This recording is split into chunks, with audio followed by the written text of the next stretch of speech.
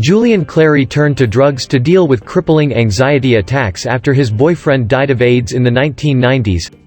The TV funnyman, 60, shot to stardom in the 1980s and was at the height of his fame in the 1990s when he was dealt a devastating blow.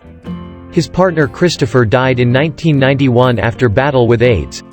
Clary had spent months nursing his lover prior to his death, and said Christopher remained cheerful despite being given just 6 months to live. Speaking Piers Morgan's life stories, Julian explained, "He was very ill and was looking after him, but he was very cheerful about it. He used to laugh a lot. There was something in his nature to laugh. We'd been to hospital appointment and he asked them how long and they said 6 months and he just laughed because it seemed so unbelievable. In fact, he lived for 9 months, so they were wrong. That was quite important to him. No doubt the anxiety attacks that started about 2 years later were to do with that." After Christopher's death, Julian began to suffer from panic attacks and used cocktail of drugs to try to keep himself on track. He said he was prescribed Valium for during the day and took Rohypnol at night.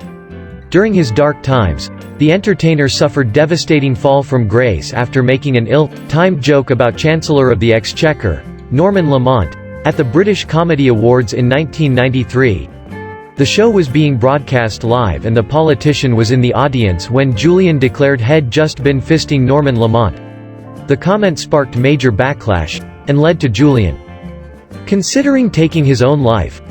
He checked into hotel on Park Lane with stash of prescription drugs and considered taking an overdose. He said of the dark moment, "It was nothing to do with saying something rude and then being infamous for that. That wasn't why I was depressed. There were lots of other factors.